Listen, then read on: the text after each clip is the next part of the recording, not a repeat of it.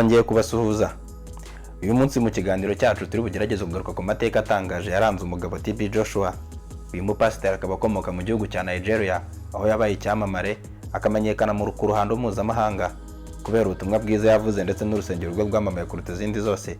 Turi buze kuganira ku mateka yaranze uno mugabo, tuvuga uburyo yagiye atera imbere, aho yatangiriye, uburyo yagiye akoze urusengero rwe rukaba icyamamare kugeza ku kigero cyaho ashinze n'amateleviziyo. Abamukurikira bahurushijeho kwiyongera uko yagendaga arushaho kuvuga ubutumwa bwiza, ndetse bigatuma abantu benshi bahugukira kumva ndetse no gukurikira inyigisho za Pastor TB Joshua. Turaza kuvuga ku mateka ye kuva igihe yatangira gukora umurimo w'Imana kugeza igihe yavaga mu mubiri agasigira umusengero rwe umugore we Evelyn Joshua. Uyu mugabo ubundi avuga ko ngo mu myaka 25 aribwo yatangiye gusenga. Ubwo ajya agasenga cyane agakora amasengesho, akajya ku musozi w'amasengesho akagenda agasenga akamara y'iminsi. Icyo gihe ngo nibwo yaratangiye kwihereza Imana ndetse no guhagurukira umurimo wo gusenga cyane. Ku myaka ya 25 akiri umusore mutoya, akava iwabo mu rugo akamara igihe kirekire cyane ku musozi w'amasengesho, cyangwa yanataha ariko ntibimubuze kongera gusubiraho mu gihe cya vuba. TB Joshua ataramamara yarasengaga cyane akiri mutoya, kuva na kera ngo ntago ari ibyaje akuze, ahubwo yabitangiye kera, ngo dore ko anavuka mu muryango wa Gikristo, aho ababyeyi be bose bari abakristo.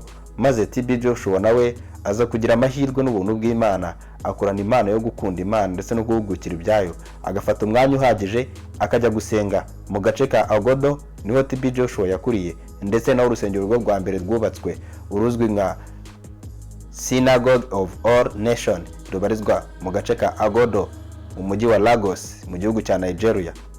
TB Joshua iyo ari kuganira inkuru ye, umunsi umwe yabwiye abanyamakuru bari baje kumubaza iby'urugendo rwo gusenga uko rwatangiye, maze arababwira ati byari umunsi umwe nari ndi gusenga, ngiye kubona mbona imbere yanjye haje umugabo muremure cyane sinabashaga kureba mu maso ye.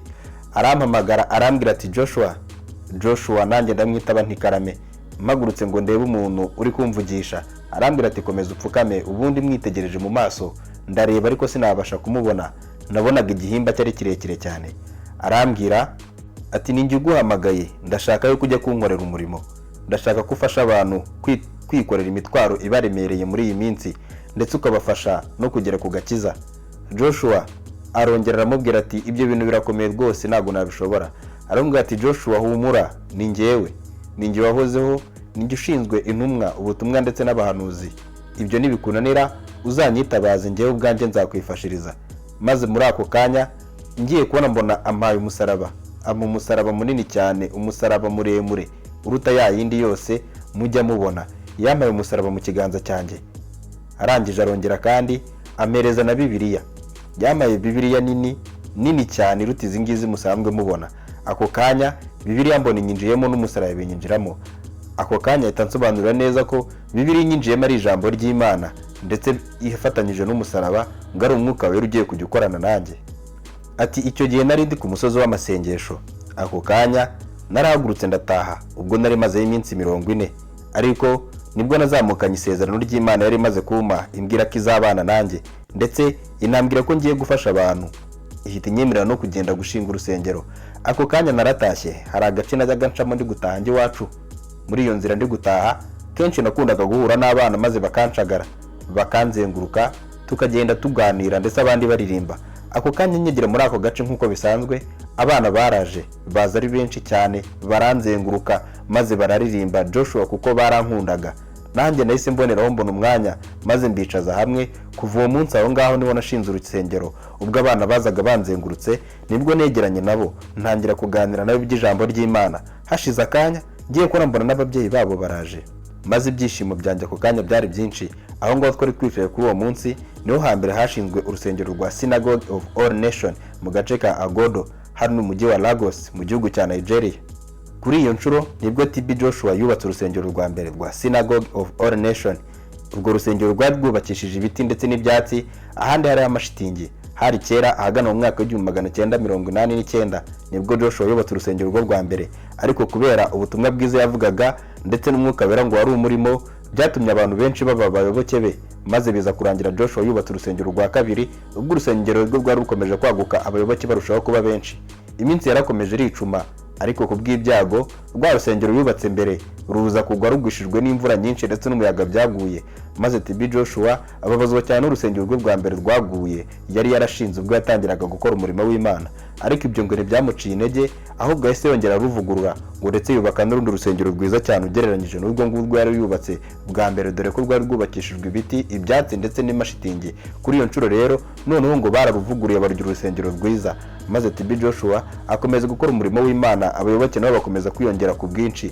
Biza kurangira rwa rusengero rwa kabiri nabwo ngo ruje guhura n'ibiza ubwo hagwaga imvura, maze TB Joshua urusengero rwe nabwo ngo rurongera rurasenyuka. Urugendo rwe rwabaye rurerure, ariko nabwo kuri iyo nshuro ntabwo yigeze acika intege, kuko ngo yari umugabo ukunda Imana, ngo kandi yari yaravuganye nayo yuko azaca hose zamukoresha imirimo itangaje. TB Joshua kandi yakomeje gukora umurimo w'Imana. Urwo rusengero rwa kabiri aravuguruye ngo maze birangira yubatse n'izindi, arakomeza noneho aramamara, ubutumwa bwe bwiza buraguka cyane, yubaka insengero nyinshi cyane kugeza n'igihe yashinze imbuga nkoranyambaga, ashinga amateleviziyo, abantu bakajya bamukurikira live ari kubwiriza ubwo yabaga ari mu cyigisho mu rusengero rwe. Synagogue of All Nation ni urusengero rumaze kwamamara cyane mu gihugu cya Nigeria, rukaba rufite abayoboke benshi cyane ku isi yose. Ibi kandi si igitangaza, dore yuko Nigeria ituwe n'abaturage barenga miliyoni 200 muri iyi myaka, akaba icyo gihugu gifite abaturage benshi ku mugabane wa Afurika. Ibi rero ntabwo bitangaje kubona urusengero rwa Synagogue of All Nation rushobora kuba ari rumwe mu nsengero zifite abayoboke benshi cyane ku isi, ngo dore yuko Prophet TB Joshua ari umwe mu bantu bamamaye cyane mu ivugabutumwa, bikaba bimuhereza ububasha bwo kugira abakristo benshi cyane bamukurikirana mu mirimo n'ibitangaza ajya bikora mu gihe cy'icyigisho cye. TB Joshua kandi kubera inyigisho ze hari amagambo menshi yagiye avuga, yagiye ahindurira ubuzima benshi, ndetse anagaragara nk'aho arimo inyigisho zikwiriye gufasha benshi mu kugira ngo bakomeze kuyoboka inzira y'agakiza, abana nabo bagume mu byizerwa. Prophet TB Joshua yakomeje umurimo w'Imana, maze insengero ze zikomeza kwaguka, abayoboke nabo baba benshi. TB Joshua ntabwo yakomeje kubaho mu buzima nk'ibisanzwe, igihe cyarageze arataha. Amaze gutaha, urusengero rwa rusigiye madamu we Evelyn Joshua. Uyu nawe akaba ari umwe mu barevera bakomeye cyane muri runo rusengero, dore yuko rwashinzwe n'umugabo we kandi rukaba rumaze kwaguka rufite amashami menshi cyane ku isi. Uyu mugabo TB Joshua bitewe n'imirimo yakoze, abantu benshi baramushima, ndetse uzumva n'ubuhamya kenshi cyane bari kurata bavuga ibigwi n'amateka bya Prophet TB Joshua ubwo yari afite urusengero rwa Synagogue of All Nation Church. Amateka y'uyu mugabo agaragaza ko uko byagenda kose umuntu ashobora guturuka mu buzima bwa kure bikarangira ageze ku bundi buzima, kuko ngo kera gishinga urusengero ngo ubwa mbere yarwubakishije amashitingi arangije ashyiraho n'ibyatsi, ariko ntabwo yari yizeye ko umunsi umwe azubaka urusengero rushobora byibuza kwicaramo abantu 5,000 icyarimwe. Ibi kikaba ikimenyetso cyiza kigaragaza ko ubuzima bushobora guhinduka, ndetse Imana yaguhindurira ubuzima mu gihe wayizeye.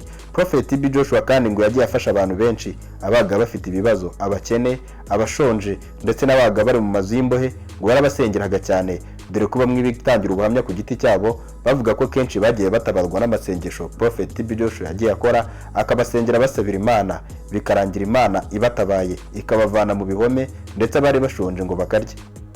Ibi kandi bikomeza gushimangirwa n'abakristo benshi ba Synagogue of All Nation, dore ko ababaga bari gusenga byibuza abaga batari mu gihugu bageragezaga gukurikirana inyigisho za Pastor TB Joshua mu bitangazamakuru cyangwa se ku mateleviziyo ubwo yabaga ari live, mu gihe yabaga ari kubwiriza nabo bari ku murongo bamukurikiye, abandi bari kumureba ku ma YouTube channel, ndetse n'ibindi bintu byinshi cyane byagaragazaga uburyo ki Prophet TB Joshua yari afite abayoboke benshi cyane, kandi akaba yari umukozi w'Imana, dore ko benshi bizereraga mu mirimo ye ndetse no mu nyigisho ze, kuko zabafashaga kuruhuka imitima mu gihe babaga bababaye.